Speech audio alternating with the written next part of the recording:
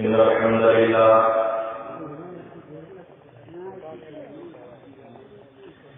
نحمده ونستعينه ونستغفره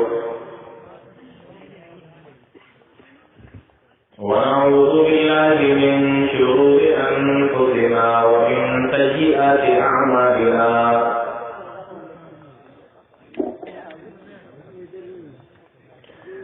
من يهده الله فلا مضل له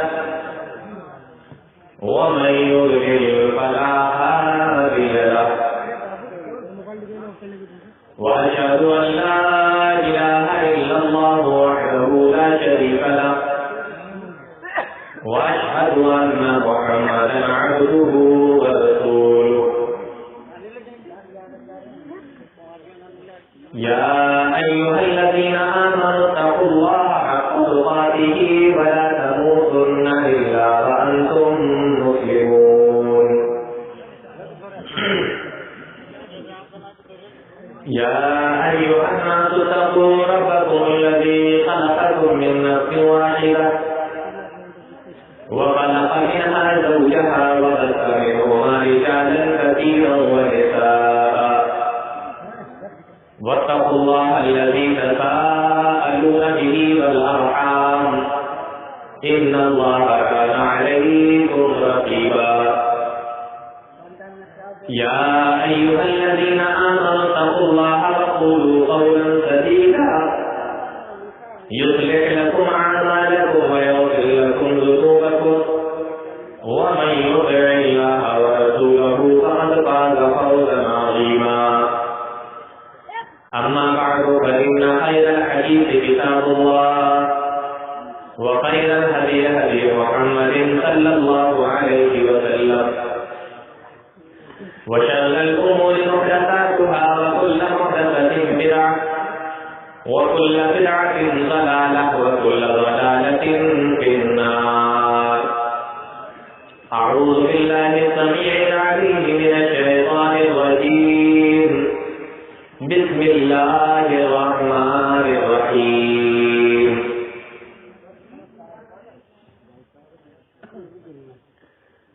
آمن الرسول بما أنزل إليه من ربه والمؤمنون كل آمن بالله وملائكته وكتبه ورسله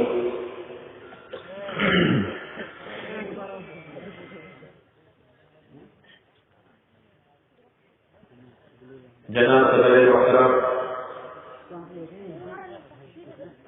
معزز علماء کرام محترم سامعین،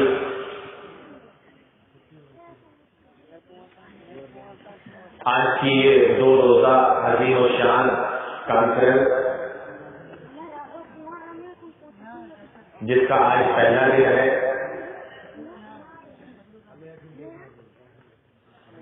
علماء کی اور مقررین کی ایک لمبی فہرست ہے.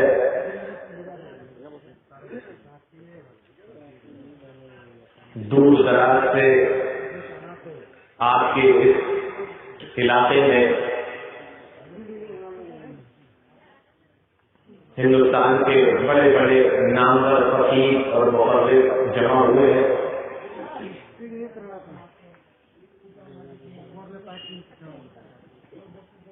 آج جس موضوع کے تحت آپ لوگوں کے سامنے کچھ گفتگو کرنی ہے،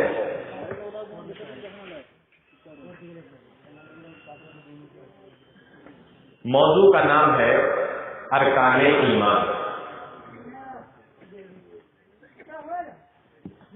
ہمارے بہت سارے بھائی یہاں بیٹھے ہوئے ہیں. اتنا بڑا پنڈال ہے، اتنے اچھے انتظامات ہیں، سننے والوں کا بھی ایک جمع غفیر یہاں جمع ہوا.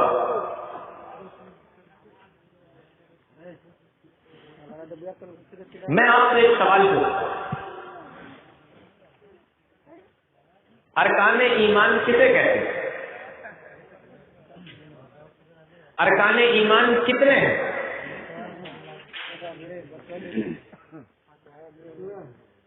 چلیے میں آپ کو بتا دیتا ہوں. ابھی میں آپ لوگوں سے پوچھوں ارکان ایمان کتنے ہیں تو کسی کا جواب آئے گا کہ 2 ہیں, کسی کا جواب آئے گا 5 ہیں, کوئی 8 بتائے گا, کوئی ہو سکتا ہے 11 بتا دے, اور ایسا بھی ہو سکتا ہے کہ کوئی ٹھیک ٹھیک جواب دے دے. ارکان ایمان جن چیزوں کے اوپر ایمان لانا ضروری ہے, ان میں سے کسی ایک کا انکار کرنا بھی انسان کو اسلام سے خارج کر سکتا ہے. وہ 6 قرآن کریم کی روشنی میں دیکھتے ہیں. اللہ رب العالمین فرماتا ہے کل آمن باللہ وملائکتہ وکتبہ ورسلہ.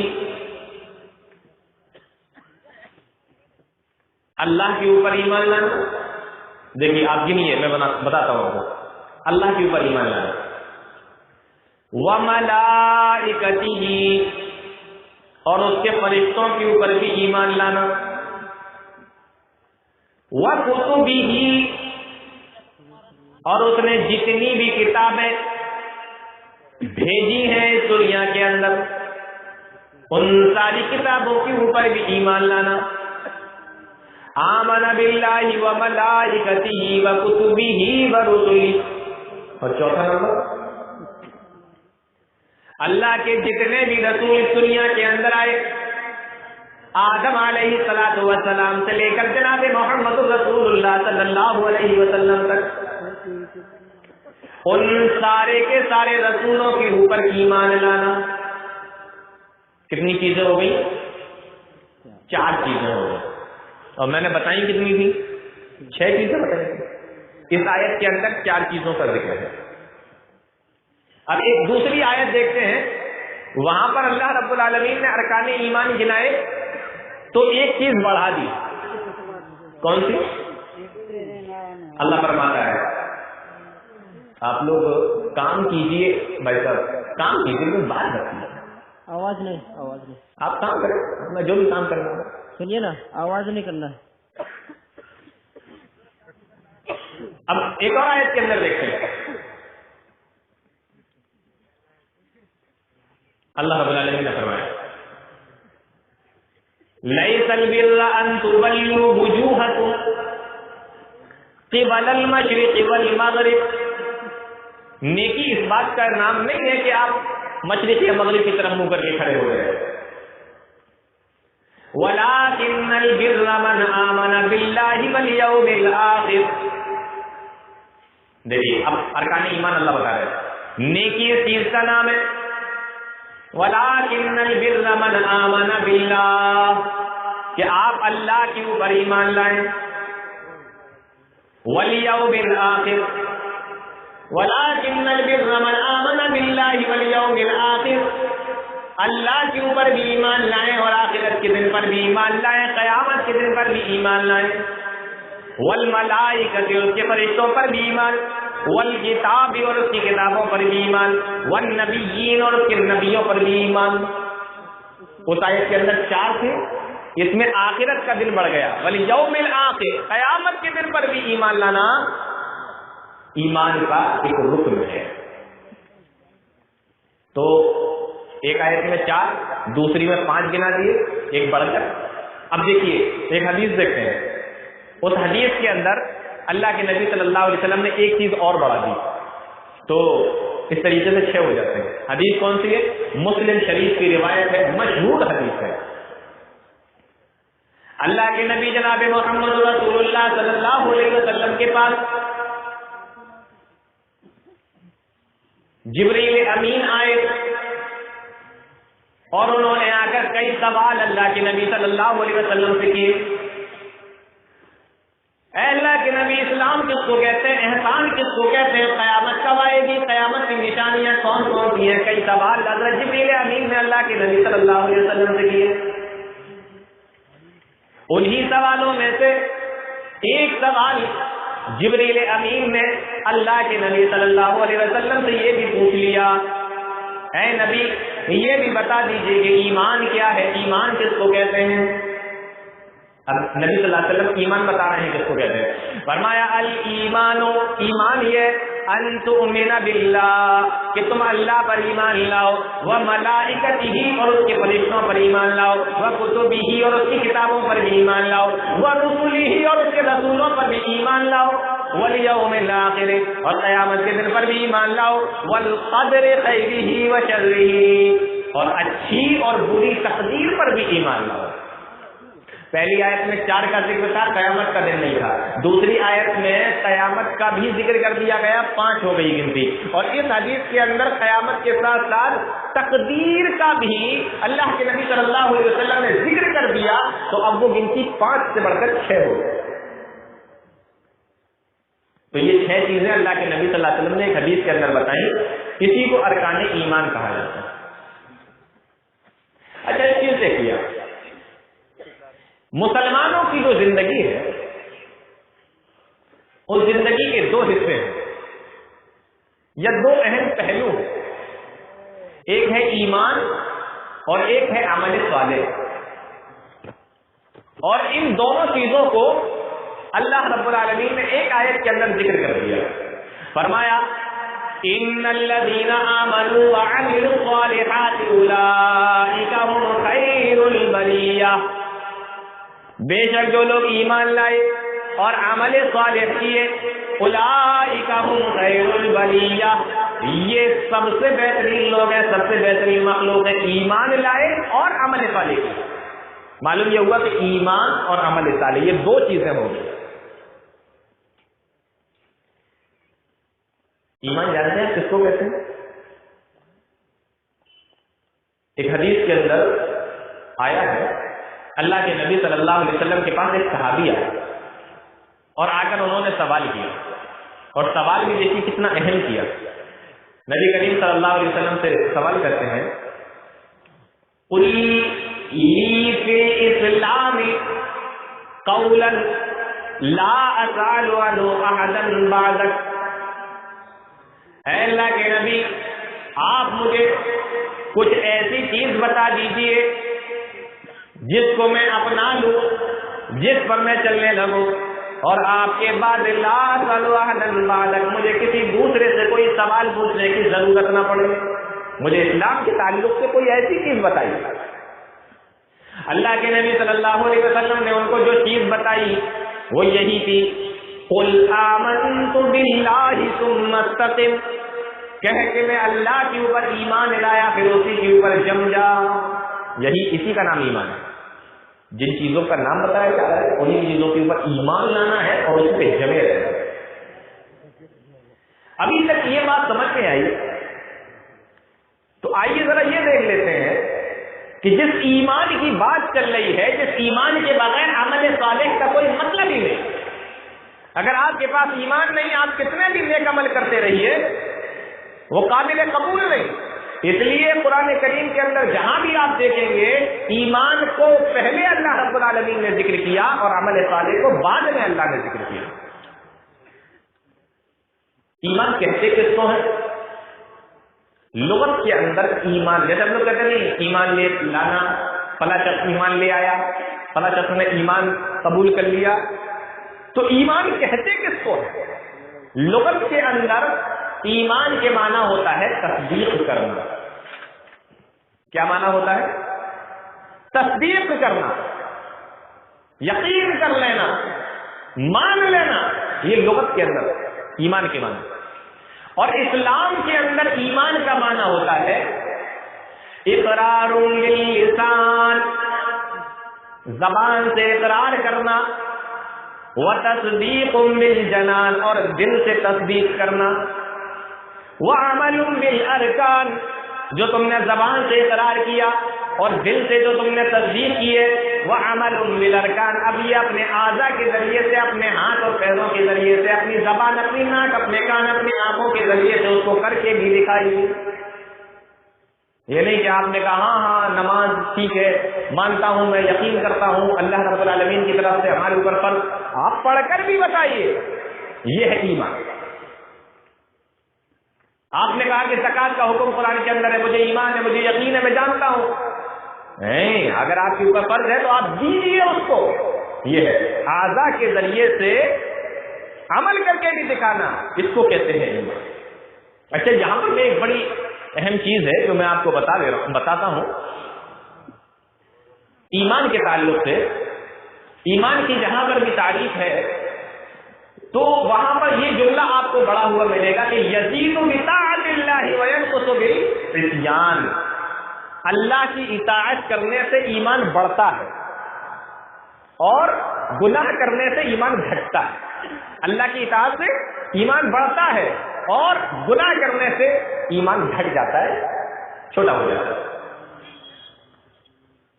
علماء کا اختلاف ہے اس تعلق سے کہ ایمان گھٹتا ہے یا نہیں گھٹتا، ایمان گھٹتا ہے یا نہیں گھٹتا۔ اس تعلق سے ہمارا جو منہج ہے، ہمارا جو موقف ہے، ہماری جماعت کا جو موقف ہے وہ یہ ہے کہ ایمان گھٹتا بھی ہے، ایمان بڑھتا بھی ہے۔ اگر آپ یہ کہیں کہ ایمان گھٹتا نہیں ہے، ایمان بڑھتا نہیں ہے، ایمان اتنا ہی رہتا ہے، تو اس سے یہ ماننا پڑے گا کہ جتنا ایمان میرے اندر ہے اتنا ہی ہمارے برابر میں شیخ شمس الحق اصلاحی صاحب بیٹھے ہوئے، ان کا ایمان بھی میرے ہی برابر ہے، اور آپ لوگ میرے سامنے بیٹھے ہوئے ہیں تو آپ کا ایمان بھی میرے ہی برابر ہے۔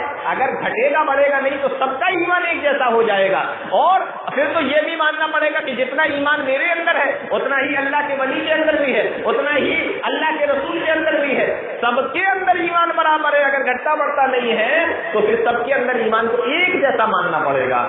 لیکن اگر آپ یہ کہیں گے کہ ایمان گھٹتا بھی ہے بڑھتا بھی ہے تو اس کا مطلب یہ ہے کہ جو اللہ کے رسول ہوتے ہیں ان کا ایمان بہت زیادہ ہوتا ہے، اللہ کے ولی ہوتے ہیں ان کا ایمان بہت زیادہ ہوتا ہے، اور اس طریقے سے جب آدمی نیچے کی طرف آتا ہے تو ایمان بھی اس کا کم ہوتا چلا جاتا ہے۔ اس لیے گنہگار کا ایمان کمزور ہوتا ہے، کم ہوتا ہے، نیک آدمی کا ایمان مضبوط ہوتا ہے، زیادہ ہوتا ہے تو ایمان گھٹتا بھی ہے بڑھتا بھی ہے۔ قرآن کریم کی ایک آیت ہے وہ اس بات کی تصدیق کرتی ہے۔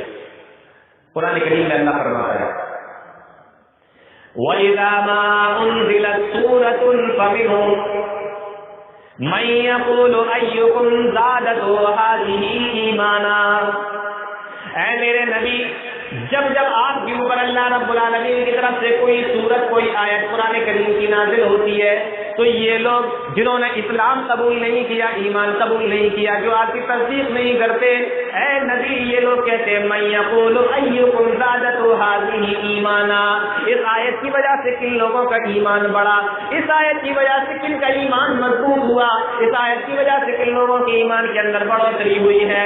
اے میرے نبی آپ ان لوگوں کو بتا دیجئے وَأَمَّا الَّذِينَ آمَنُوا وَزَادَتْهُمْ ایمانا، میرے جو ماننے والے بندے ہیں، میرے جو ایمان والے بندے ہیں، میرے جو ماننے والے بندے ہیں، فَزَادَتْهُمْ ایمانا، اللہ کی آیت اترنے سے ان کے ایمان کے اندر اضافہ ہو جاتا ہے، ان کے ایمان کے اندر بڑھوتری ہو جاتی ہے، ان کا ایمان بڑھ جاتا ہے۔ وَأَمَّا الَّذِينَ آمَنُوا فَزَادَتْهُمْ ایمانا، تو کیا پتہ چلا اس آیت سے کہ ایمان گھٹتا بھی ہے اور ایمان بڑھتا بھی ہے۔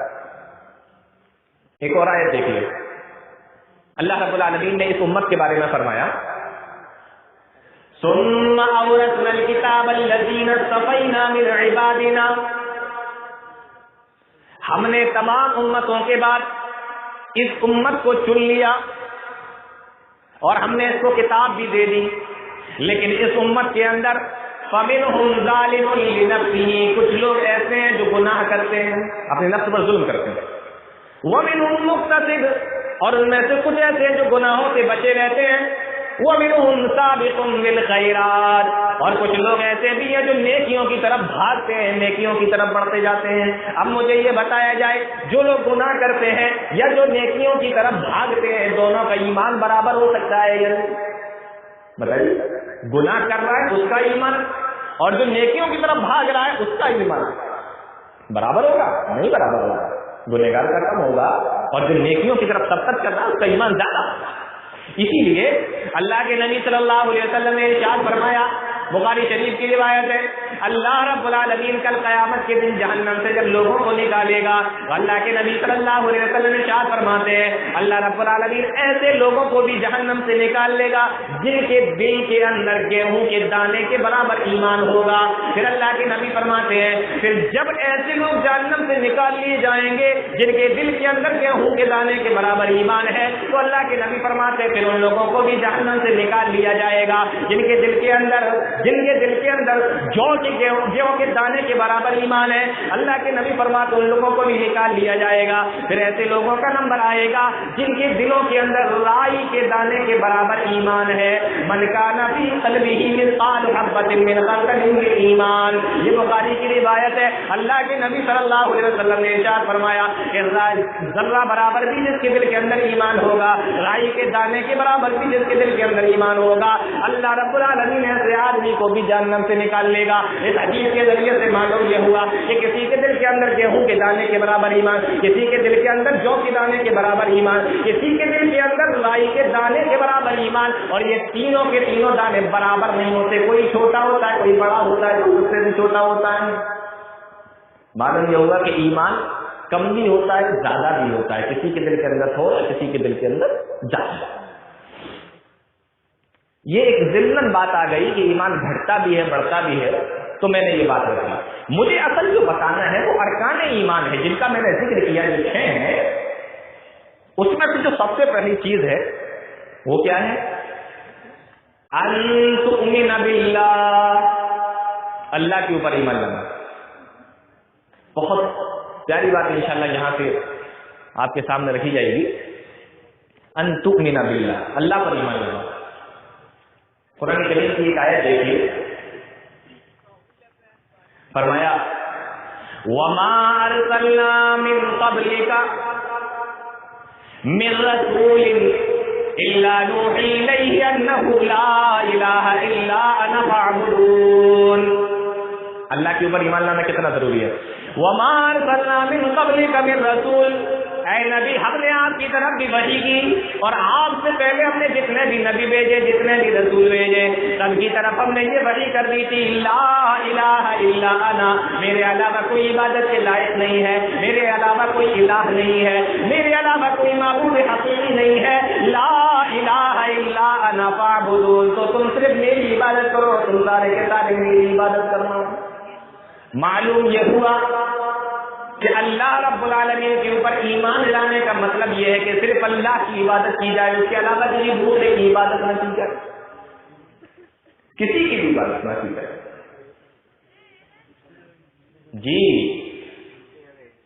اب آپ دیکھ لیجیے، اللہ کو ایک ماننا اور اسی کی عبادت کرنا،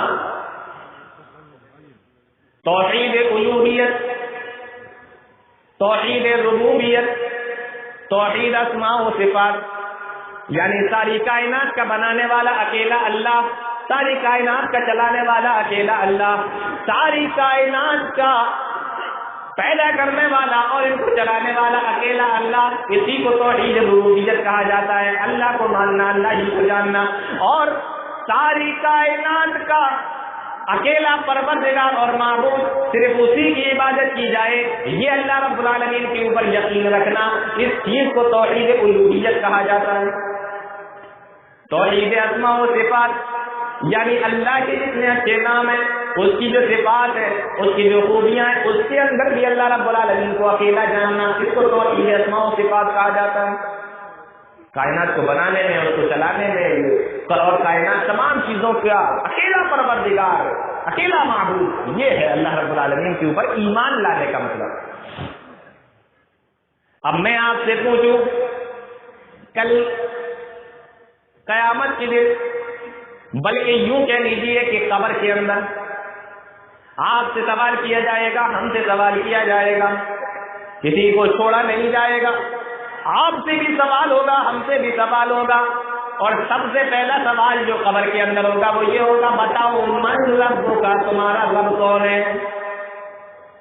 تو کیا جواب دیں گے ہم لوگ؟ جی اب آپ لوگ اتنی غور سے تقریر سننے لگے، مجھے نہیں معلوم تھا کہ آپ لوگ بارش کے موسم سے بھی اتنی غور سے تقریر سنیں گے۔ جی کیا جواب دیں گے آپ؟ ہاں جواب آئے گا ربی اللہ، میرا رب اللہ ہے۔ من ربوں کا، تمہارا رب کون ہے؟ آپ کو بھی یاد ہے، مجھے بھی یاد ہے، سب کو یاد ہے۔ جواب ہوگا ربی اللہ، میرا رب اللہ ہے۔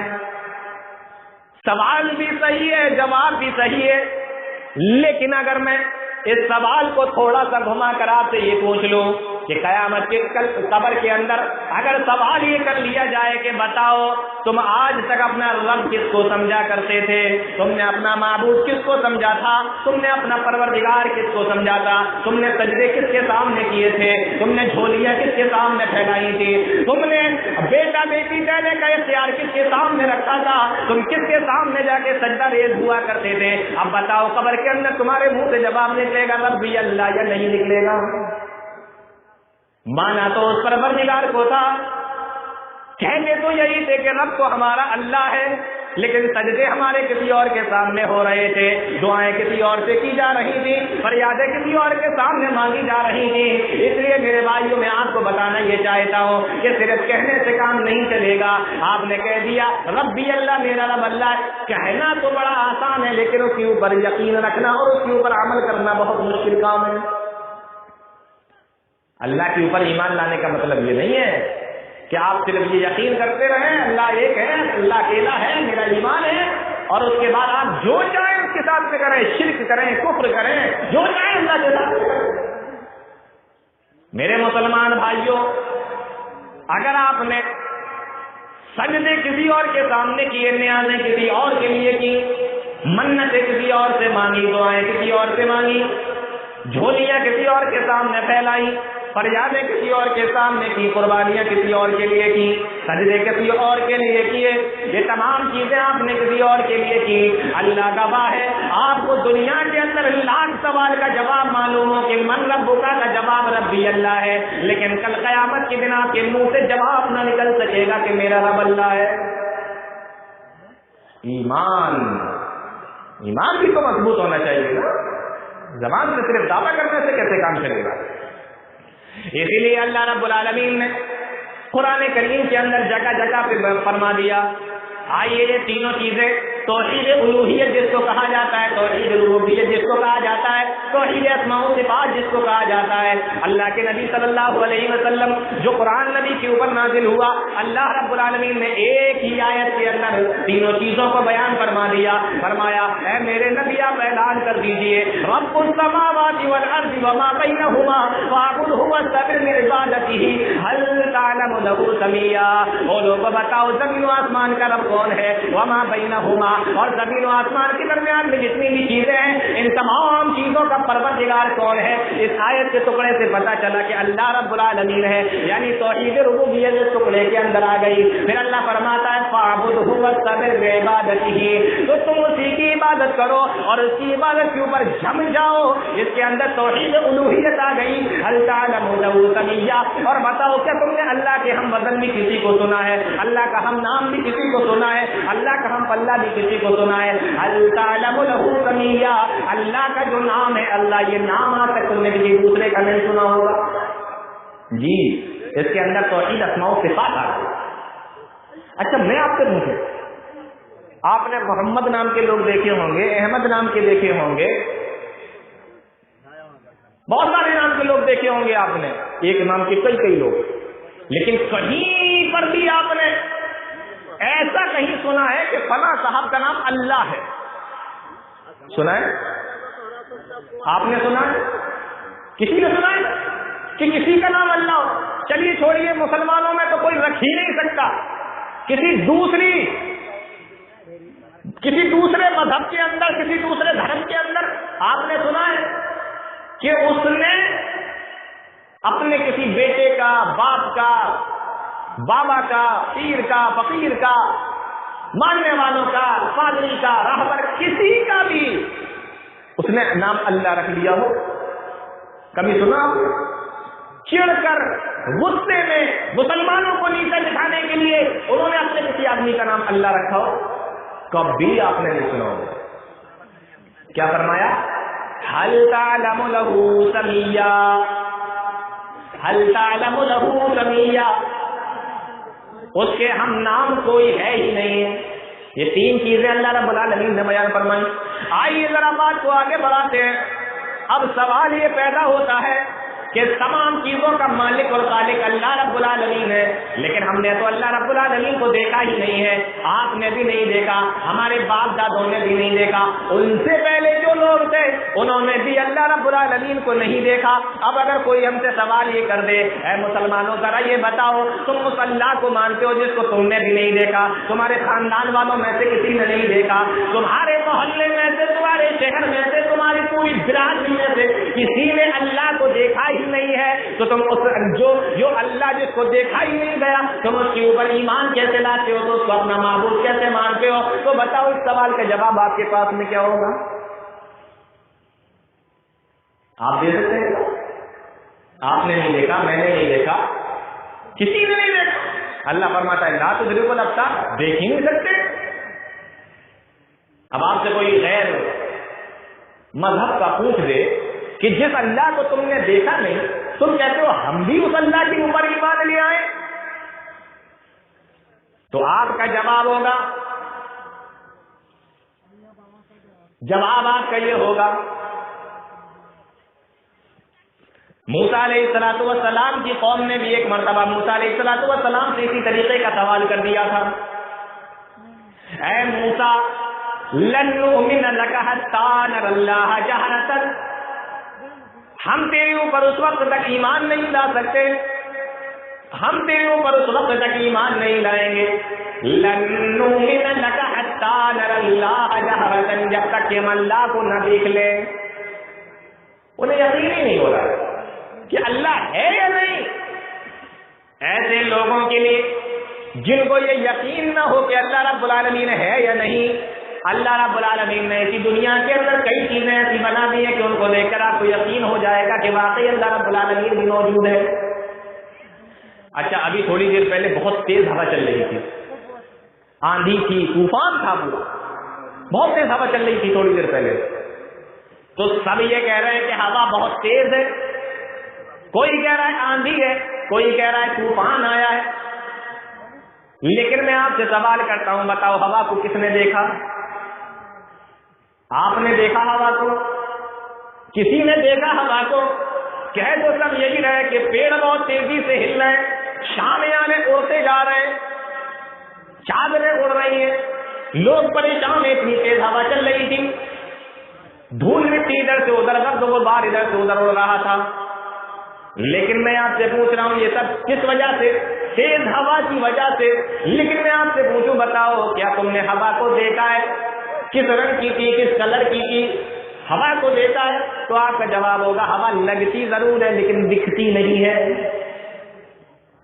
तो मैं आपसे ये पूछूं कि हवा आपने नहीं देखी तो हवा है कि नहीं? हवा देखी नहीं लेकिन हवा है कि नहीं? जी है ना।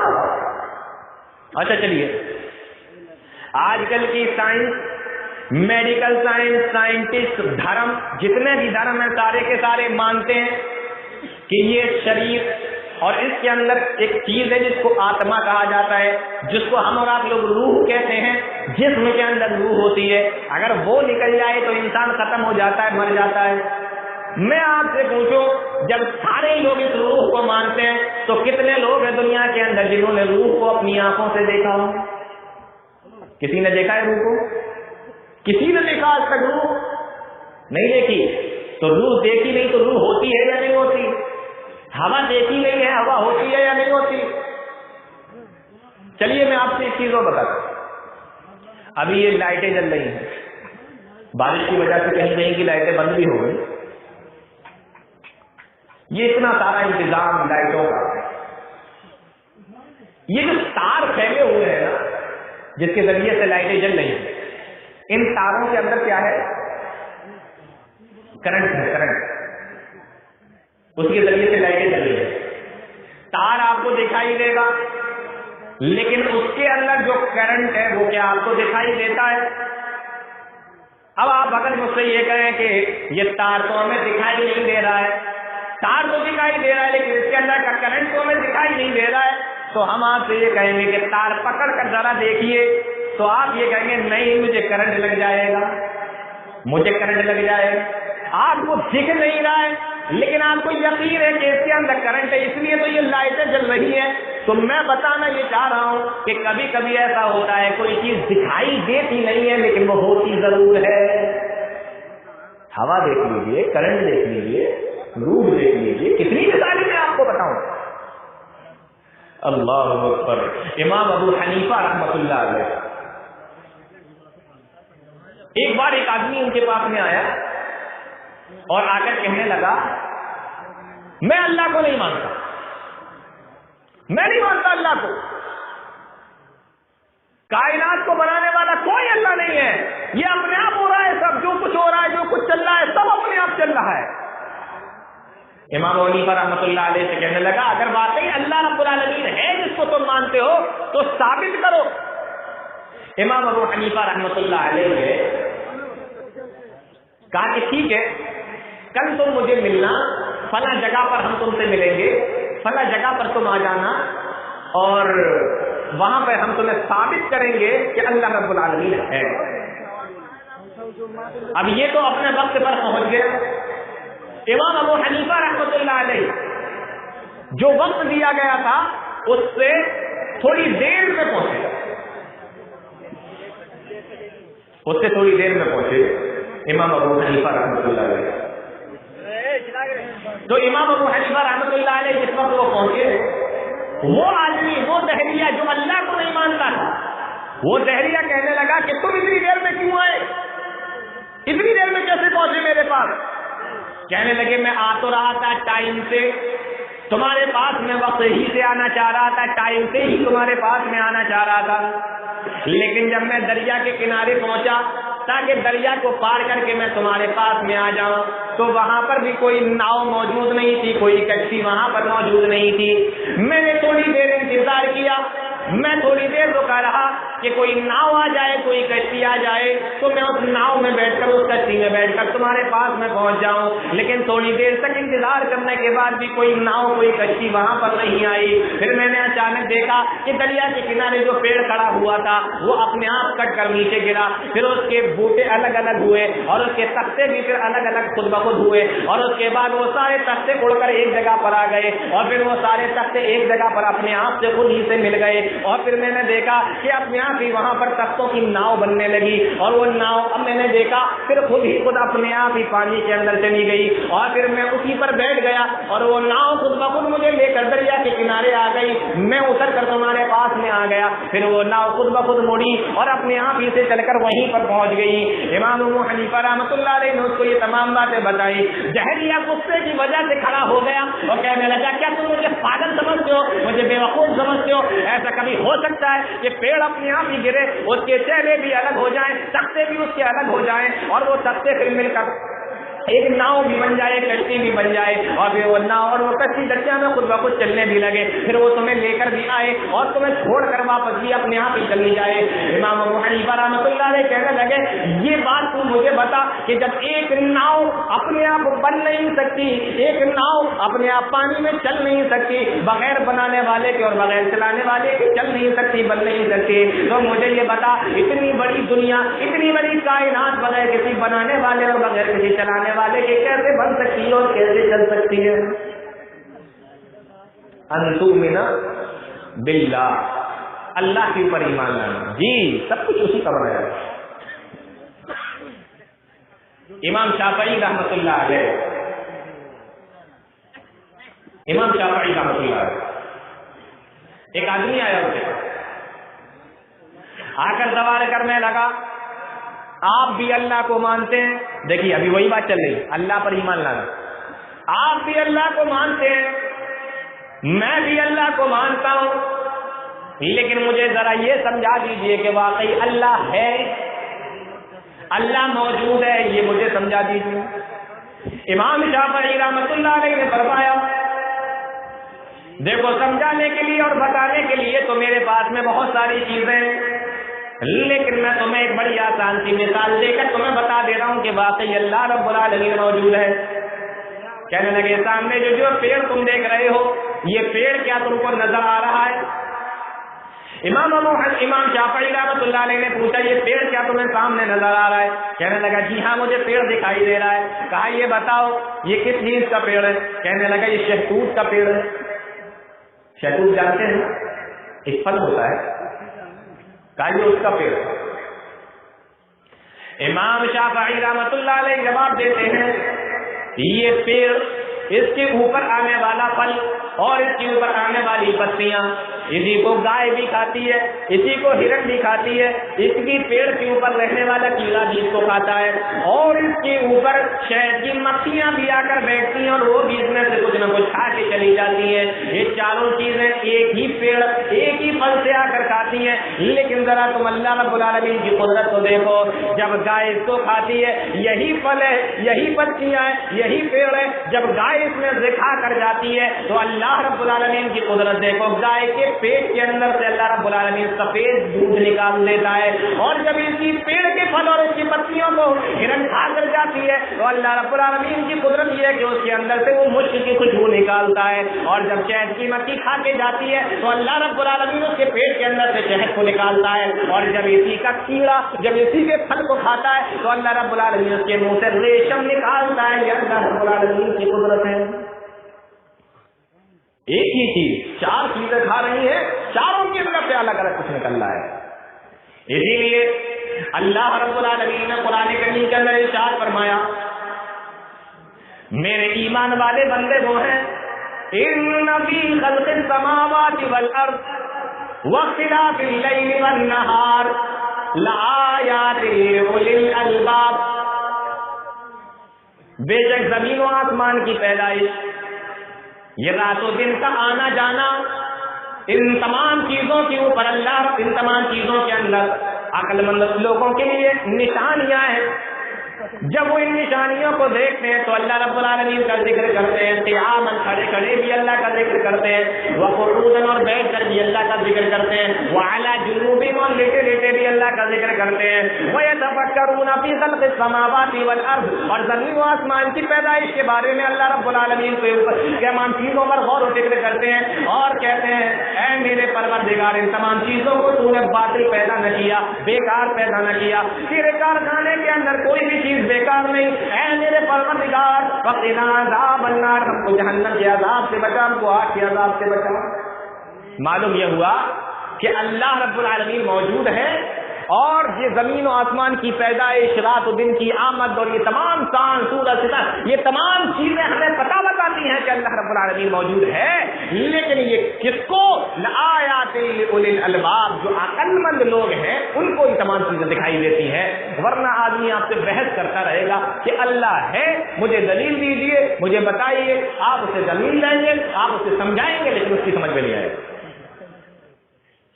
مسند احمد کے اندر ایک روایت ہے، اللہ کے نبی صلی اللہ علیہ وسلم نے ارشاد فرمایا ان شیطان یاتی احدکم، شیطان تم میں سے کسی آدمی کے پاس میں آتا ہے اور آ کر کہتا ہے من خلق السماء، دیکھیے ذہن میں بات ڈال رہا ہے شیطان، کیا کہہ رہا ہے؟ من خلق السماء، یہ بتاؤ آسمان کو کس نے پیدا کیا؟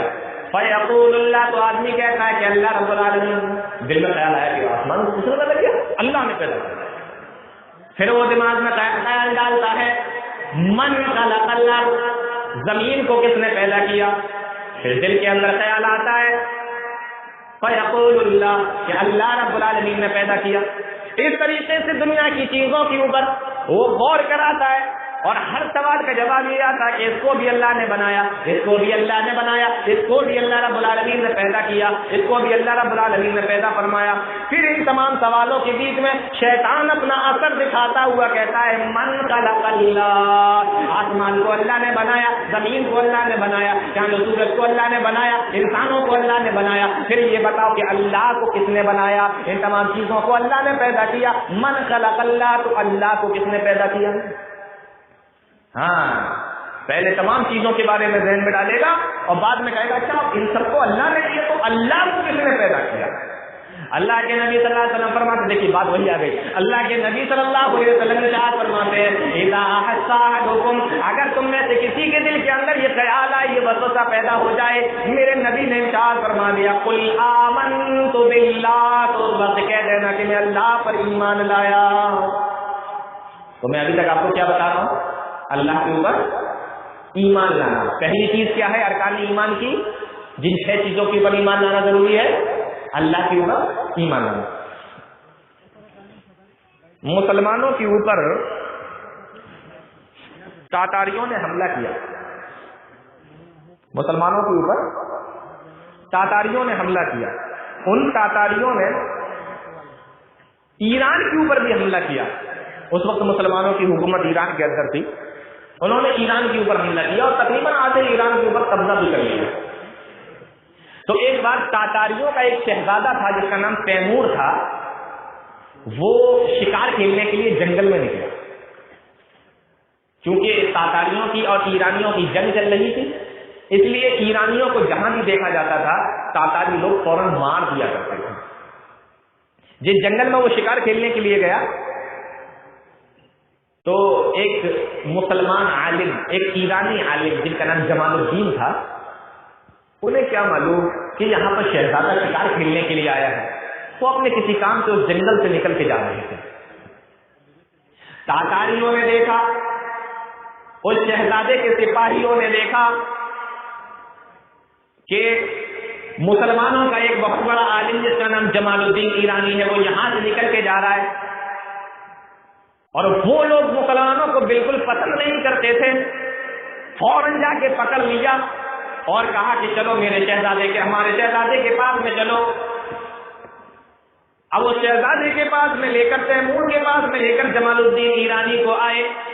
مورخین نے لکھا ہے کہ اس شہزادے کے پاس میں ایک پالتو کتا بھی تھا. پالتو کتا پالتا تھا وہ. تو ان عالم کی بے عزتی کرنے کے لیے اس نے پوچھا, مذاق بنانے کے لیے, بے عزت کرنے کے لیے اس شہزادے نے پوچھا کہ یہ بتاؤ تم بہتر ہو یا میرا کتا بہتر ہے؟ تم اچھے ہو یا میرا کتا اچھا ہے؟ بتاؤ. ان عالم نے جواب دیا, اس سوال کا جواب میں دے سکتا ہوں لیکن ابھی نہیں دے سکتا, مجھے تھوڑا سا ٹائم چاہیے. اور اگر اللہ نے میری زندگی رکھی اور تجھے بھی اس دنیا کے اندر رکھا تو میں تجھ سے وعدہ کرتا ہوں کہ میں اپنی موت سے پہلے تجھے اس سوال کا جواب ضرور دے دوں گا. اب شہزادہ سوچنے لگا کہ اگر اس کو مار دیا جائے تو سوال کا جواب نہیں مل پائے گا. مورخین میں لکھا ہے شہزادے نے چھوڑ دیا کہ جاؤ لیکن سوال کا جواب دے دینا. کہا کہ یہ مسلمان کا وعدہ ہے, آپ کو جواب ملے گا. شہزادہ چلا گیا, جمال الدین ایرانی بھی چلے گئے. بہت لمبا عرصہ گزر گیا, یہ بوڑھے ہو گئے, ان کی موت کا وقت آ گیا. جب ان کی موت کا وقت آ گیا, مسلمانوں سنو, جب ان کی موت کا وقت آیا انہوں نے اپنے بیٹے کو بلایا. کہنے لگے بیٹا ذرا میرے پاس میں آؤ. کہا ابا جان کیا بات ہے؟ کہا کہ میں تمہیں ایک چیز بتاتا ہوں.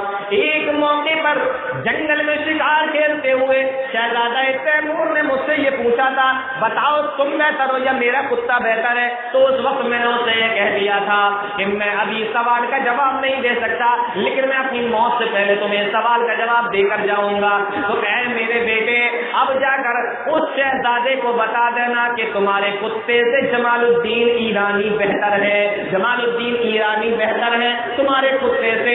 تو بیٹا اپنے باپ سے پوچھتا ہے ابا جان یہ بات تمہیں بس میں ان کو بتا دوں گا لیکن اس سوال کے جواب میں اگر انہوں نے دوبارہ سے سوال مجھ سے یہ پوچھ لیا کہ کیوں تمہارے باپ بہتر ہے میرے کتے سے, تو میں اس سوال کا جواب کیا دوں گا؟ تو جمال الدین ایرانی نے جواب دیا جاؤ بیٹے تم اس بادشاہ سے کہہ دینا, اس شہزادے سے کہہ دینا میں نے اس ٹائم اس سوال کا جواب اس لیے نہیں دیا تھا کہ اگر میری موت ایمان کی حالت میں نہ ہوئی, اگر میری موت ایمان پر نہ ہوئی تو جمال الدین ایرانی سے تیرا کتا بہتر ہے. لیکن آج میں بڑھاپے میں مر رہا ہوں, ایمان کی حالت میں مر رہا ہوں, اللہ کے اوپر یقین رکھتے ہوئے مر رہا ہوں, تو میں یہ کہہ سکتا ہوں کہ میں تیرے کتے سے بہتر ہوں کیونکہ میری موت ایمان کی حالت میں ہو رہی ہے. جاؤ بیٹے اس شہزادے کو جا کے بتا دینا کہ جمال الدین ایرانی بہتر ہے.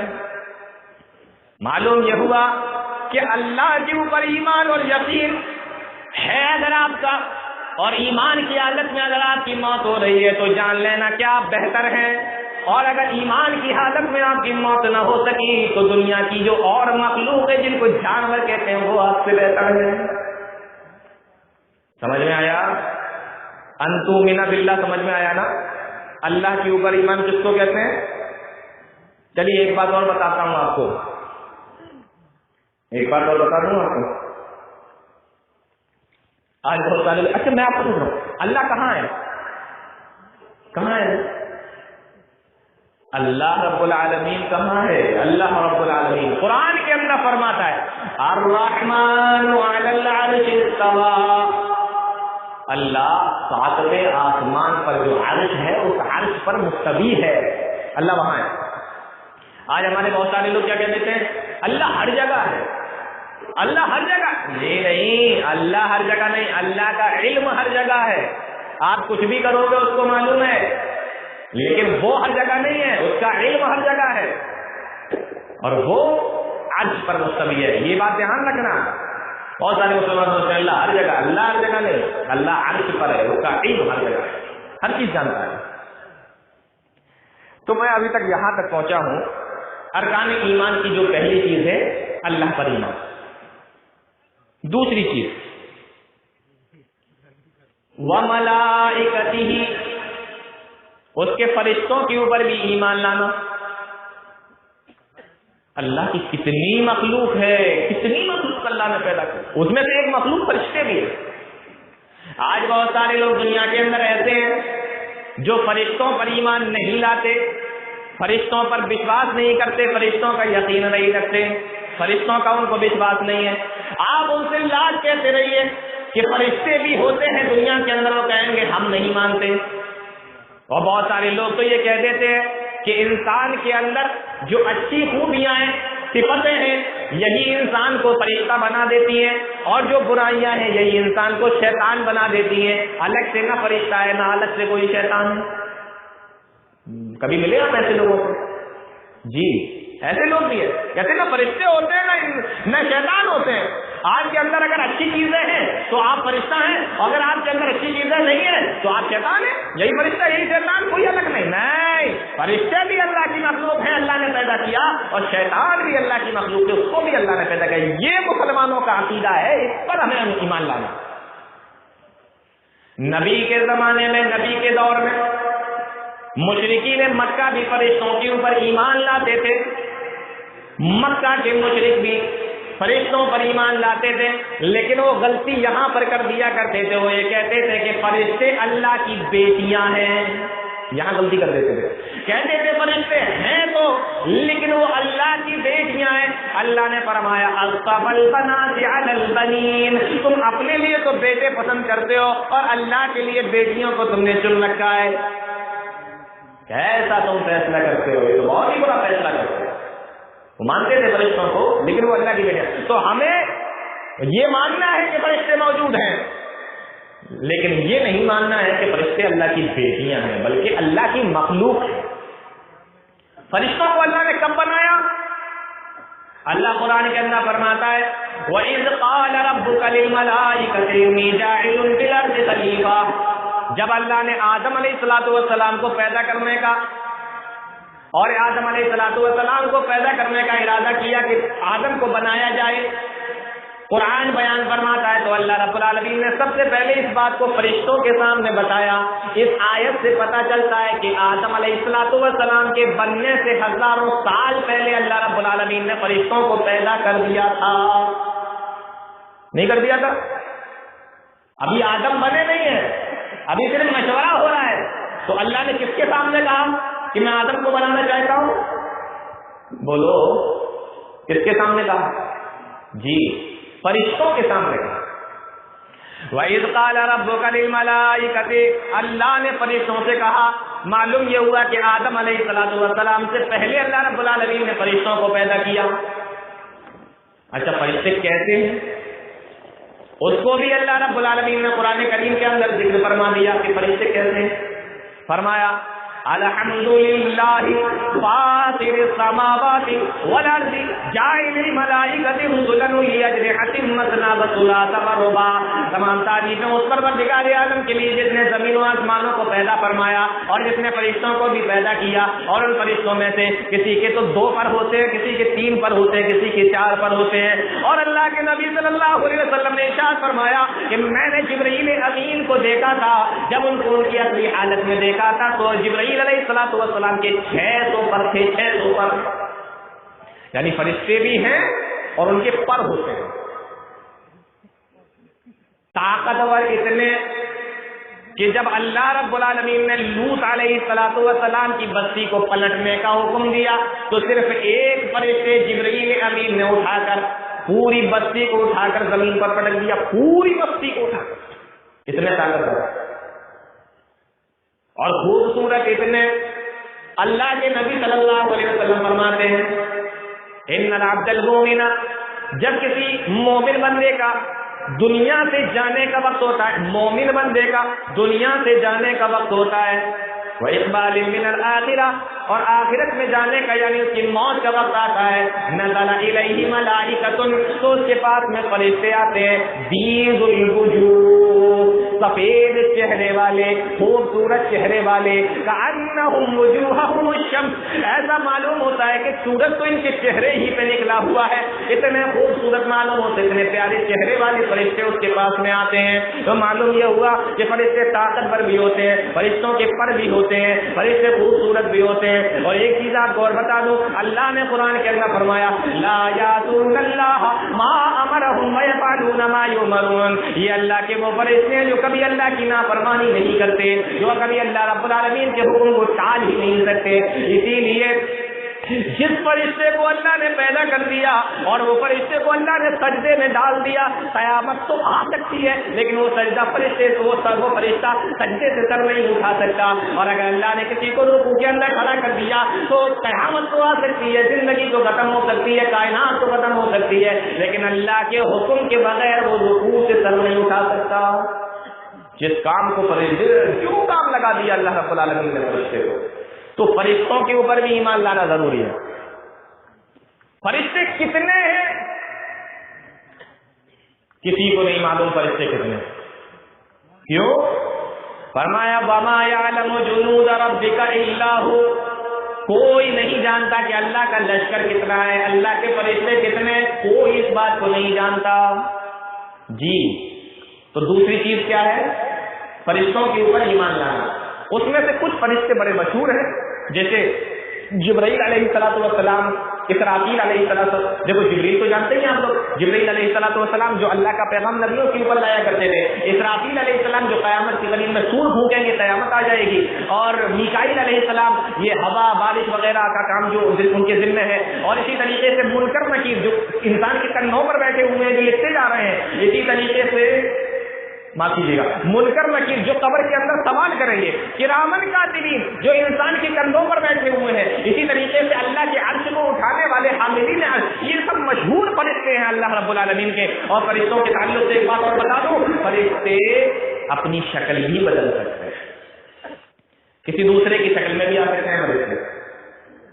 اللہ کے نبی صلی اللہ علیہ وسلم کے پاس جبرائیل امین آئے تھے ایک مرتبہ ایک انسان کی شکل میں, جب انہوں نے ایمان اور اسلام کے تعلق سے سوال کیا تھا. حضرت مریم علیہ السلام کے پاس جبرائیل امین کو اللہ نے بیٹے کی خوشخبری کے لیے بھیجا تو وہ بھی ایک انسان کی شکل میں آئے. قرآن بیان کرتا ہے فَتَمَثَّلَ لَهَا بَشَرًا سَوِيًّا, ایک انسان کی شکل میں حضرت مریم علیہ السلام کے پاس میں جبرائیل امین پہنچے. جب انہوں نے اپنے کمرے میں اپنے پاس اتنے نزدیک ایک انسان کو کھڑا دیکھا تو حضرت مریم بھی سمجھ نہ سکی کہ یہ اللہ کا فرشتہ ہے. فوراً کہتی ہے انی اعوذ بالرحمن منک ان کنت تقیا, میں اللہ کی پناہ چاہتی ہوں اگر تو واقعی نیک ہے تو یہاں سے چلا جا, یہاں سے نکل جا. یعنی فرشتہ انسان کی شکل میں حضرت مریم علیہ السلام کے پاس میں گیا تھا. تو معلوم یہ ہوا کہ فرشتے شکل بھی بدل لیتے. تو دوسری چیز کیا ہے, فرشتوں کے اوپر ایمان لانا. ہاں یہ ارادہ مت کرنا کہ ہم جو اچھا کام کریں گے تو ہم فرشتے, اور اگر ہم نہیں کرتے ہیں تو جی تو فرشتے اللہ کی الگ مخلوق ہے. اس چیز کے اوپر بھی ایمان لانا بہت ضروری ہے. اچھا تیسری چیز دیکھیں، ان تؤمن باللہ و ملائکتہ و کتبہ، اللہ کی کتابوں پر ایمان لانا. اس نے جو کتابیں نازل کی ہیں، ارکان ایمان تیسرا کیا ہے؟ اللہ کی کتابوں پر ایمان لانا. 4 مشہور کتابیں ہیں، ان چاروں کا ذکر اللہ رب العالمین نے قرآن کریم کے اندر فرمایا. اِنَّا أَنزَلْنَا التَّوْرَاةَ فِيهَا هُدًى وَنُورٌ، بے شک ہم نے توریت کو نازل فرمایا. دیکھیے توریت کا نام آ گیا. وَآتَيْنَاهُ الْإِنْجِيلَ، ہم نے انجیل کو بھی نازل کیا، یہاں پر انجیل کا بھی ذکر آ گیا. وَآتَيْنَا دَاوُودَ زَبُورًا، اللہ نے قرآن کریم کے اندر فرمایا ہم نے داؤد علیہ السلام کے اوپر زبور کو نازل فرمایا. یہاں پر زبور کا بھی ذکر آ گیا. 3 کتابوں کا ذکر آ گیا نا. اچھا توریت کس کے اوپر نازل ہوئی تھی؟ جی نوح علیہ السلام پر نا. کس پر نازل ہوئی تھی؟ آپ لوگ نیند میں تو نہیں ہیں؟ ویسے ہوا اتنی ٹھنڈی چل رہی ہے، مجھے نہیں لگتا ہے کہ کوئی یہاں بیٹھ کے سو بھی سکتا ہے. نوح علیہ السلام پر نہیں نا. نہیں، دیکھیے ایک بار میں آپ کو بتاؤں، ایک جگہ جلسے میں کچھ لوگ ایسی آدھی نیند میں تھے اور کچھ لوگ سن رہے تھے. تو مولانا صاحب نے تقریر کرتے ہوئے کہا کہ اللہ رب العالمین کو بیاج پسند نہیں. اسلام کے اندر سود بیاج حرام ہے، بیاج کھانا اللہ کو پسند ہے. بیچاری کوئی عورت بھی بیٹھی ہوئی آدھی نیند میں ایسی بیٹھی ہوئی، یہاں پر بھی ہمارے 2-4 بھائی بیٹھے ہوئے بیٹھی تھی. گھر پہ گئی، ساری پیاز نکال کر اس نے پھینک، ساری پیاز نکال کر باہر، یہ لو ہٹا، سب پھینک. اب آدمی بھی اس کا تقریر سننے گیا تھا، وہ لوٹ کر آیا جب اپنے گھر تو دیکھا بیوی باہر نکال کے پیاز پھینک رہی ہے. کہا اللہ کی بندی یہ کیا کر رہی ہے، تو کیا نکال کے پھینک رہی ہے پیاز؟ کہا اچھا تقریر سننے گئے تھے یا ہوٹل میں چائے مارنے گئے تھے؟ اس سے پتا چل رہا ہے کہ تقریر نہیں سن رہے تھے، دوستوں کے ساتھ میں چائے ماری جا رہی تھی. تقریر سنتے تو پتا چلتا نا. مولانا نے کیا بتایا تھا؟ ارے میں بھی تقریر سن کے آیا ہوں، بتا کیا بتایا تھا؟ کیا سنا نہیں؟ اللہ نے پیاز حرام کی اور اسلام کے اندر پیاز کھانا حرام ہے. ارے بھلی عورت، وہ پیاز نہیں ہے، پیاج ہے. سود جس کو کہتے ہیں وہ اسلام کے اندر حرام ہے. تو دیکھیے آدھی نیند میں بیٹھے ہوں گے نا، تھوڑا سنیں گے تھوڑا سوئیں گے، تو آپ کی پتہ نہیں کیا سمجھ میں آ جائے گا. تو میں آپ کو جو بتانا چاہ رہا ہوں، میں چاہتا ہوں کہ آپ ارکان ایمان یہاں سے سیکھ کر جائیں، آپ کو اتنے یاد ہو جائیں، اور صرف یاد نہیں کرنا ہے، اس کے اوپر عمل کرنا ہے، اس پر جمنا ہے. میں آپ کو انشاءاللہ بتاتا ہوں. تو میں یہ پوچھ رہا تھا توریت کس پہ نازل ہوئی ہے؟ حضرت موسیٰ علیہ السلام کے اوپر. انجیل عیسیٰ علیہ السلام. تو قرآن کے اندر ان 3 کتابوں کا ذکر ہے، اور چوتھی کتاب خود قرآن مجید، ذالک الکتاب لا ریب فیہ، اس کے اندر کوئی شک شبہ نہیں، یہ اللہ رب العالمین کی طرف سے نازل کرتا کتاب ہے. تو یہ 4 کتابوں کا ذکر اللہ نے قرآن کے اندر کیا، اور اس کے علاوہ فرمایا صحف ابراہیم و موسیٰ، ہم نے ابراہیم پر بھی صحیفے نازل کیے تھے، موسیٰ پر بھی صحیفے نازل کیے تھے. اور اس کے علاوہ اللہ نے چھوٹی کتابیں جو صحیفے اور دوسرے نبیوں کو دیے ہوں، جن کا ذکر اللہ رب العالمین نے کیا، ان تمام چیزوں کے اوپر ایمان لانا ہمارے لیے ضروری ہے. اسی کو کہتے ہیں کتابوں پر ایمان لانا. آج ہم مسلمان اللہ کی کتاب سے کتنا دور ہو گئے، قرآن کریم سے کتنا دور ہو گئے. آج ہم اس قرآن کی تلاوت نہیں کرتے، آج ہم اس کتاب کو نہیں پڑھتے، اس کتاب کے اوپر آج ہمارا عمل نہیں ہے.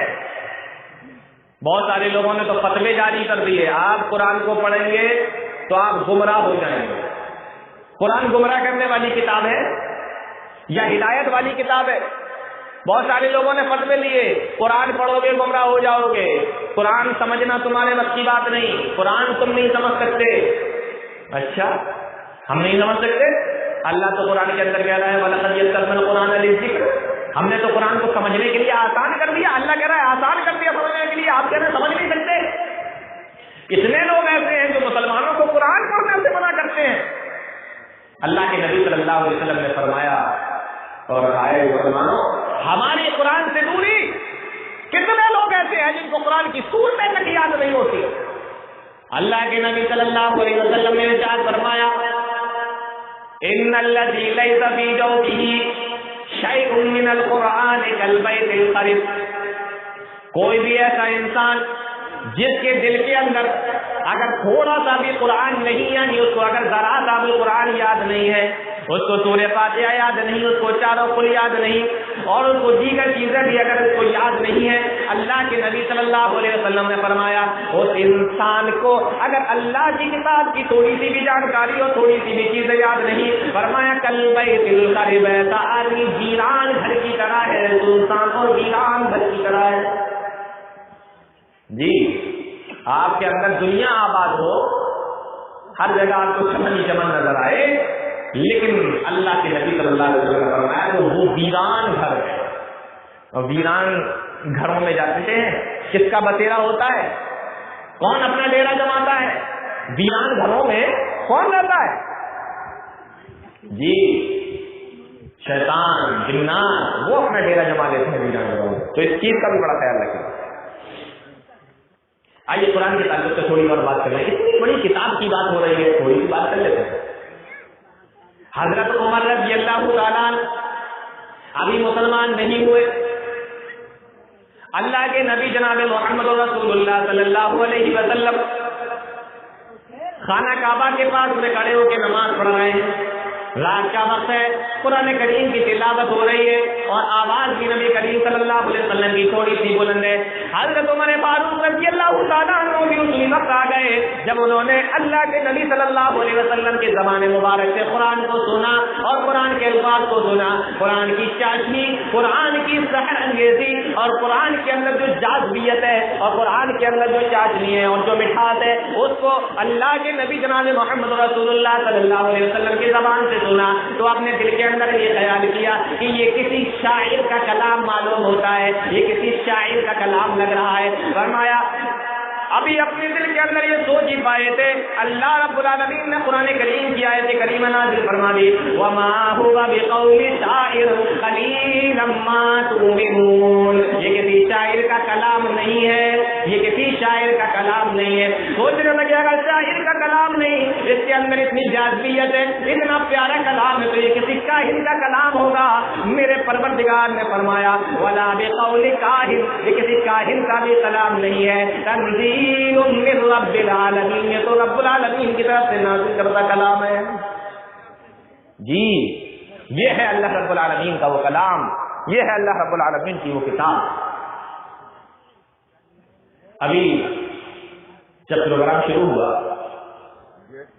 ہمارے جو ناظم جلسہ ہے, ہمارے بہت اچھے دوست ہیں جناب شمشیر فیضی صاحب, انہوں نے ایک حدیث پڑھی تھی مجلس کے تعلق سے, قرآن کریم کے تعلق سے, ان تمام چیزوں کے تعلق سے. مجتمع قوم فی بیت من بیوت اللہ یتلون کتاب اللہ ویتدارسونہ بینہم الا نزلت علیہم السکینہ. مسلمانوں یہ وہ کلام ہے, یہ وہ کتاب ہے, اگر کسی جگہ پر بیٹھ کر لوگ اس کو پڑھتے ہیں, اس کو سیکھتے ہیں, اس کا مذاکرہ کرتے ہیں, اس کا درس دیتے ہیں, سنتے ہیں, فرمایا نزلت علیہم السکینہ, اللہ رب العالمین کی طرف سے سکینت اور سکون ان کے اوپر نازل ہوتا ہے. وغشیتہم الرحمہ, اللہ کی رحمت ان کو ڈھانپ لیتی ہے. وحفتہم الملائکہ, اور فرشتوں کا نزول ان کے اوپر ہوتا رہتا ہے. یہ ہے اللہ رب العالمین کی وہ کتاب جو میں آپ کو بتا رہا ہوں. دیکھیے میں آپ کو تیسری چیز بتا رہا ہوں اور ابھی 3 چیزیں پوری باقی ہیں. ابھی یہ تیسری چیز پوری نہیں ہوئی, ارکان ایمان کے تعلق سے بات ہوئی. اور میں نے آپ کو بتایا تھا کہ لسٹ بڑی لمبی ہے اور ایک بہت ہی اچھے اور بہت ہی بہترین خطیب شیخ عاقب ثناء صاحب حافظہ اللہ آپ کے درمیان میں آ چکے ہیں, کیونکہ میرے بعد انہی کو بولنا ہے. تو میں ابھی کل بھی پروگرام ہونا ہے, تو ایک کام یہ کرتے ہیں کہ 3 میں ابھی بتا دیتا ہوں اور انشاءاللہ 3 میں کل بتاتا ہوں. تو آپ لوگ آئیں گے نا سب سننے کے لیے؟ سنیں گے نا؟ 3 سمجھ میں آ گئی؟ ہاں 3 کل بتائیں گے. تو پہلی اللہ پر ایمان لانا, فرشتوں پر ایمان لانا اور اس کی کتابوں پر ایمان لانا.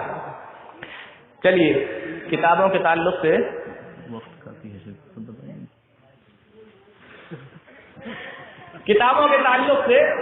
ایک آخری بات, قرآن کریم کی بات چل رہی تھی.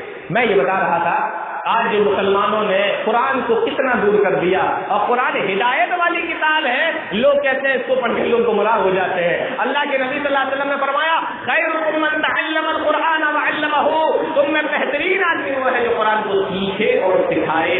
آئیے میرے بھائیو قرآن کریم کے تعلق سے ایک واقعہ دیکھتے ہیں. عرب کے اندر ایک ڈاکو تھا جس کا نام فضیل بن عیاض تھا. اتنا زبردست ڈاکو اور اتنا خطرناک ڈاکو, اس کے تعلق سے آتا ہے کہ اکیلا آدمی, اس کا ڈر اور اس کا خوف اتنا محسوس ہوتا تھا لوگوں کے دلوں کے اندر کہ اکیلا ڈاکو پورا قافلہ لوٹ لیا کرتا تھا, اور لوگ ڈر کی وجہ سے کچھ نہیں گئے. اتنا خطرناک. ایک رات ڈاکہ ڈالنے کے لیے ایک بستی میں پہنچا, اور ہاتھ میں جو کمن تھی, جو رسی اس کے ہاتھ میں تھی, اس کو وہ گھماتا ہے اور دیوار سے وہ کمن کو پھینکتا ہے. جب وہ آنکڑا وہ رسی اس دیوار میں پھنس جاتی ہے, پیچھے سے رسی کے ذریعے سے چھت پہ چڑھ جاتا ہے. اب یہ جب اوپر چڑھا, نیچے اترنے کا راستہ ڈھونڈنے لگا, نیچے جانے کا راستہ ڈھونڈنے لگا. اس نے دیکھا کہ ایک جگہ سے تھوڑی سی روشنی نظر آ رہی ہے, سمجھ گیا کہ زینہ یہی ہوگا, روشنی وہیں سے آ رہی ہے. ابھی وہ زینہ کی طرف گیا, ابھی یہ زینہ نیچے اتر ہی رہا تھا, آدھے زینے پہ پہنچا تھا کہ اوپر سے دیکھتا ہے ایک چھوٹی سی بچی, ایک ننھی سی بچی اپنے گھر کے اندر آدھی رات میں اللہ رب العالمین کی بارگاہ میں بیٹھی ہوئی ہے, قرآن کریم کو کھول کر بیٹھی ہوئی ہے اور قرآن کریم کی تلاوت کر رہی ہے. مسلمانوں ذرا غور کرو, وہ چھوٹی سی بچی, آج ہماری ماؤں بہنوں کو قرآن پڑھنے کی توفیق نہیں ہوتی, آج ہماری ماؤں بہنوں کو کتابیں پڑھنے کی توفیق نہیں ہوتی, آج ان کو اسلامی لٹریچر اور اسلامی کتابیں پڑھنے کا خوشی فرصت نہیں ملتی, آج ان کو نمازوں اور قرآن کی تلاوت کی فرصت نہیں ملتی. آج ذرا غور کیجیے, وہ ذرا سی ننھی منی بچی قرآن کریم کو کھول کر اللہ رب العالمین کے ڈر سے قرآن کریم کو کھول کر آدھی رات میں بیٹھ کر اللہ رب العالمین کی کتاب کی تلاوت کر رہی ہے. مسلمانوں ذرا غور کرو, اور قرآن کریم کی آیت کریمہ بھی اس کی زبان سے نکل رہی تھی, علم جعل للذین آمنوا ان تخشع قلوبهم لذکر اللہ وما نزل من الحق. کیا ایمان والوں کے لیے ابھی بھی وہ وقت نہیں آیا اللہ کی آیتوں کو سن کر جن کا دل لرز جائے, اللہ کی آیتوں کو سن کر جن کا دل کانپ جائے, اللہ کی آیتوں کو سن کر جن کے دل کے اندر لرزت طاری ہو جائے, کیا ابھی بھی وہ وقت نہیں آیا؟ یہ وقت کا ظالم مجاور ڈاکو ہے, دینوں پہ کھڑا ہو کر آدھی رات میں اس ننھی سی بچی کو قرآن پڑھتے ہوئے دیکھتا ہے, لیکن ایک آیت کا اثر اس ڈاکو کے اوپر اتنا پڑا کہ فوراً ہی وہاں سے واپس جاتا ہے اور اسی رسی کے ذریعے سے نیچے اترتا ہے. پھر اپنے گھر پہ نہیں گیا, سیدھا مسجد کے اندر گیا, وضو بنایا, اور وضو بنانے کے بعد مسجد کے اندر جا کے اللہ کے سامنے سجدے میں سر رکھ دیتا ہے اور زبردست رونا شروع کر دیتا ہے. اے میرے پروردگار, ہم نے اپنی جانوں پہ بڑا ظلم کر لیا, اے میرے پروردگار ہم نے اپنے نفسوں کے اوپر بڑا ظلم کر لیا, اے میرے پروردگار ہم نے بہت گناہ کیے, لیکن پروردگار تیری رحمت میرے گناہوں سے بڑی ہے, اے میرے پروردگار ہمارے گناہوں کو معاف کر دے, اے اللہ ہمیں صحیح راستے پہ چلنے والا بنا دے. رو رہا ہے, گر گڑا رہا ہے, آنکھوں میں سے آنسو نکل نکل کر زمین کو تر کرتے جا رہے ہیں اور برابر روتا جا رہا ہے. صبح فجر کی اذان کا وقت ہوتا ہے, مؤذن مسجد کے اندر آتا ہے, اذان دے دی گئی, یہ سجدے میں لیٹا ہوا ہے, سجدے میں پڑا ہوا برابر روتا جا رہا ہے, اور اس کے بعد میں جماعت کا وقت ہو جاتا ہے, نمازی بھی آ رہے ہیں, لیکن یہ نمازی یہ اپنے سجدے میں سر رکھ کے اللہ کے سامنے برابر ہوتا جا رہا ہے، جماعت کا بھی وقت ہو گیا، لوگ انتظار میں ہیں کہ آخر یہ کون سا آدمی ہے، یہ کون سا آدمی ہے، کون سا گناہ کر کے آیا ہے، کتنا رو رہا ہے، کتنا پریشان ہے، کتنا گر گڑا رہا ہے، کتنے آنسو اس کی آنکھوں سے نکل رہے ہیں، کون آدمی ہے۔ مسجدوں کے اندر لائٹیں تو ہوا نہیں کرتی تھی، مسجدوں کے اندر اندھیرا ہی رہا کرتا تھا۔ جب جماعت کا بھی وقت ہو گیا، ایک آدمی آگے بڑھا اور آگے بڑھنے کے بعد اس نے ظالم و جابر ڈاکو فضیل ابن عیاض کے کندھے پہ ہاتھ رکھ دیا اور کہنے لگا، او اللہ کے بندے، کون سا گناہ تجھ سے ہو گیا، کون سا گناہ کر کے تو آیا ہے، آخر کون سی قطار، کون سی غلطی، کون سا گناہ تجھ سے ہو گیا، ذرا بتا تو صحیح، تو آخر اتنا رو رہا ہے، تیرے رونے سے تو پوری مسجد کو رلا دیا، تیرے رونے کی وجہ سے تو سارے مسجد والے رونے لگے، آخر کون سا گناہ تم نے کر لیا، اللہ کے سامنے سے ذرا اپنا سجدے سے تو سر اٹھا، اللہ تیرے گناہوں کو معاف کر دے گا۔ اس نے فوراً ہی اپنا سر اٹھایا، کندھے پہ ہاتھ رکھ کے جب اس نے سر کو اٹھایا تو دیکھتا ہے کہ یہ کوئی اور نہیں، وقت کا ظالم و جابر ڈاکو فضیل ابن عیاض ہے، جو سجدے میں سر رکھ کر اللہ کے سامنے گر رہا ہے اور رو رہا ہے۔ ذرا غور کیجئے، یہ قرآن وہ کتاب ہے، آج صرف کتاب کے اوپر ایمان لانا ہی ضروری نہیں، اس پر عمل کرنا بھی ضروری ہے، اس پر یقین بھی رکھیے، اس پر پڑھیے بھی، اس کی تلاوت کیجیے، اس پر عمل بھی کیجیے اور دوسروں کو بھی اس کی طرف بلائیے۔ یہ ہے اللہ کی کتاب کے اوپر ایمان لانے کا مطلب۔ جی بات سمجھ میں آ رہی ہے نا؟ ارکان ایمان، تو اللہ پر ایمان، اس کے رسولوں پر ایمان اور اس کی کتابوں پر ایمان، یہ تین چیزیں میں نے آپ کو بتا دی، کیونکہ کل بھی ایک پروگرام ہونا ہے انشاءاللہ، تو تین چیزیں جو باقی ہیں وہ انشاءاللہ آپ کے سامنے کل رکھیں گے۔ اللہ تعالیٰ ہم تمام لوگوں کو نیک عمل کی توفیق عطا فرمائے، آمین۔ تقبل یا رب العالمین، وآخر دعوانا الحمدللہ رب العالمین، والسلام علیکم۔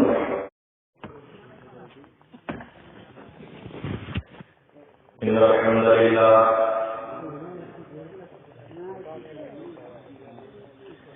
نحمده ونستعينه ونستغفره ونعوذ بالله من شرور أنفسنا ومن سيئات أعمالنا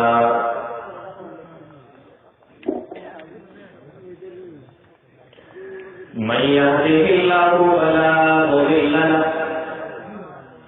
ومن يضلل فلا هادي له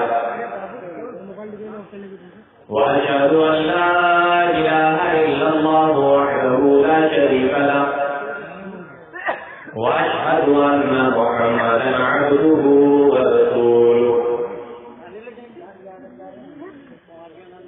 يا أيها الذين آمنوا اتقوا الله حق تقاته ولا تموتن إلا وأنتم مسلمون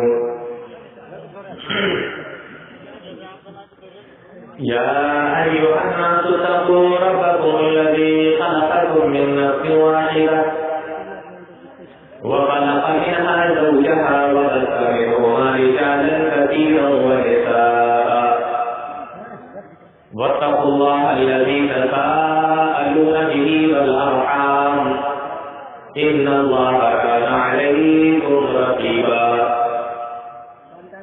يا أيها الذين آمنوا اتقوا الله وقولوا قولا سديدا يصلح لكم أعمالكم ويغفر لكم ذنوبكم ومن يطع الله ورسوله فقد فاز فوزا عظيما أما بعد فإن خير الحديث كتاب الله وخير الهدي هدي محمد صلى الله عليه وسلم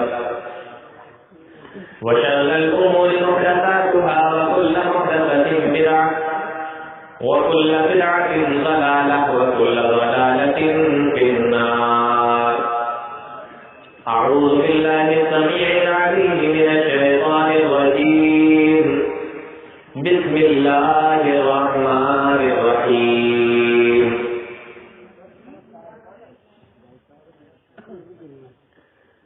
آمن الرسول بما أنزل إليه من ربه والمؤمنون كل آمن بالله وملائكته وكتبه ورسله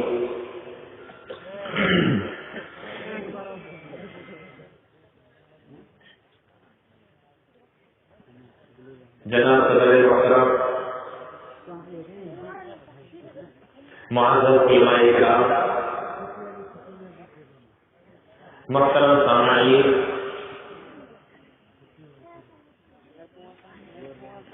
آج کی یہ 2 روزہ عظیم و شان کانفرنس، جس کا آج پہلا دن ہے،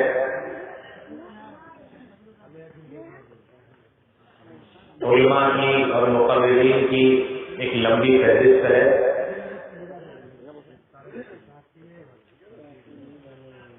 دور دراز سے آپ کے اس علاقے میں ہندوستان کے بڑے بڑے نامور فقیر اور مقرر جمع ہوئے ہیں۔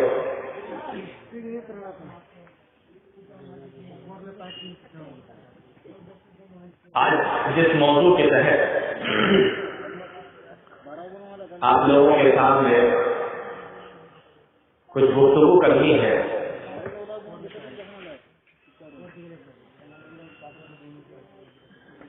موضوع کا نام ہے ارکان ایمان۔ ہمارے بہت سارے بھائی یہاں بیٹھے ہوئے ہیں، اتنا بڑا پنڈال ہے، اتنے اچھے انتظامات ہیں، سننے والوں کا بھی ایک جمع غفیر یہاں جمع ہوا۔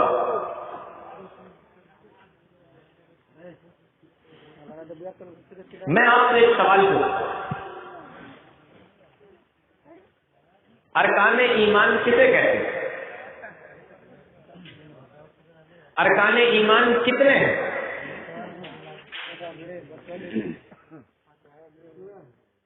چلیے میں آپ کو